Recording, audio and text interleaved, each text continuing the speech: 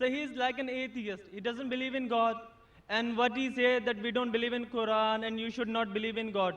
Why in this 21st century you are believing in Almighty God? This in modern era, the science technology is that much higher. Then why should you believe in God? You should not believe in God. You should do what is better for human beings. Thank you.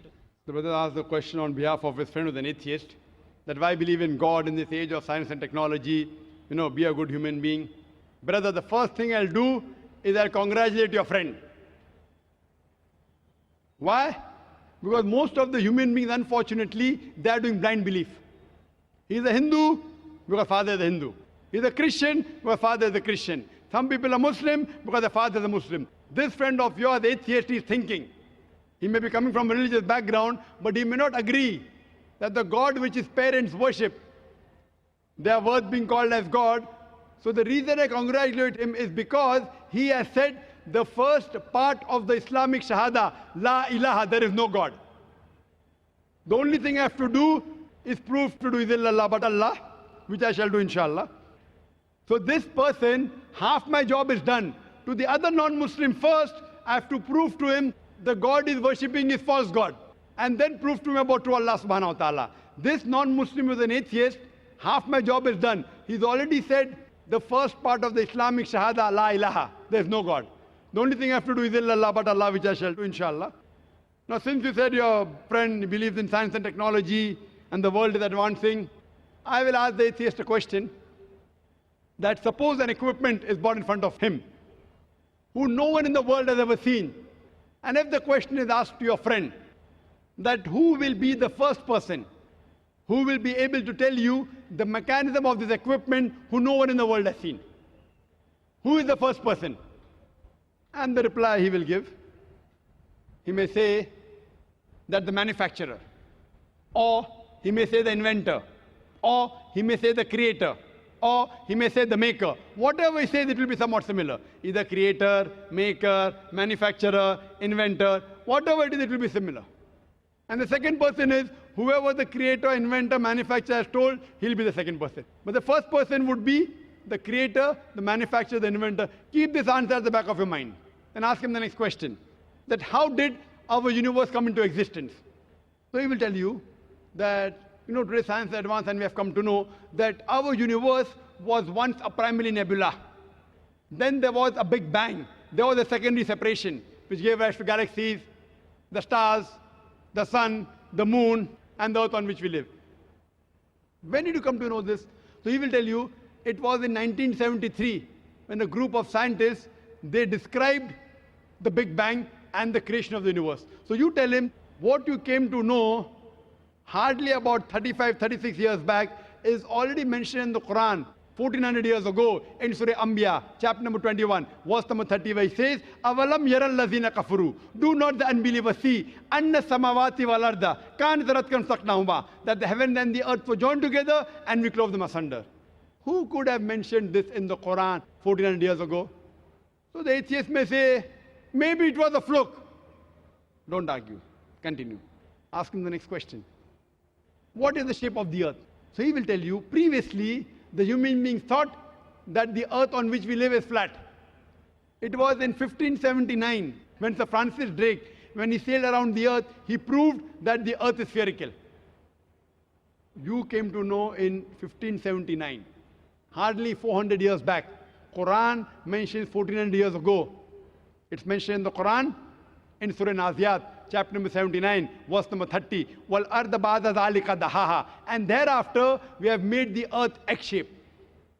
Dahaha, one of its meanings is an expanse, and the earth is an expanse. The other meaning is derived from the Arabic word duya, which means an egg. And it does not refer to a normal egg. And we know today that the world is not completely round like a ball. It is flattened from the pole. It is geospherical in shape. And the Arabic word dahaha doesn't refer to a normal egg. It specifically refers to the egg of an ostrich. And if you analyze the shape of an egg of an ostrich, that too is geospherical in shape. Imagine, the Quran speaks about the geospherical shape of the earth 1400 years ago. You ask your friend, who could have mentioned this in the Quran? He will say, oh, maybe your Prophet Muhammad, peace be upon him, he was an intelligent man. Don't argue, continue. You ask him, the light of the moon, is it its own light or reflected light? So he will tell you that previously we human beings thought that the light of the moon is its own light. Recently in science, 100 years back, 200 years back, 300 years back, we came to know that the light of the moon is not its own light, it's a reflected light. What you came to know recently is mentioned in the Quran 1400 years ago in Surah Furqan, chapter number 25, verse number 61. The Quran says the light of the sun is its own light, and the light of the moon is described as munir or nur, meaning borrowed light or reflection of light. So who could have mentioned that the light of the moon is not its own light but reflected light 14 years ago? He may give a pause and say, okay, maybe your prophet was very, very intelligent. Don't argue. Continue. I learned in school that the sun, though it revolved in the solar system, in the galaxy, it did not rotate about its own axis. Is that what is mentioned in the Quran? No, that is what I learned in school. We were in 1982. 1982, 27 years back, I had learned that the sun was stationary. But Quran says in Surah Anbiya, chapter number 21, verse number 33, Huwa allazi khalaqal layla wan nahara. It is Allah who has created the night and the day. Wa shamsa wal qamar, the sun and the moon. Kullun fi falakin yasbahun. Each one traveling in orbit with its own motion. The Arabic word yasbahun means it describes the motion of a moving body. So Quran says the sun and the moon, besides revolving, it even rotates about its own axis. And today science has come to know that the sun takes approximately 25 days to complete one rotation. Who could have mentioned this in the Quran 1400 years back, which we came to know recently, hardly 20 years back, 30 years back? He'll give a pause. Don't wait for the answer. You can continue. Quran speaks about that the sky, Almighty God, has made a protected ceiling. Without it, life cannot exist on the face of the earth. In Surah Anbiya, chapter number 21, verse number 32.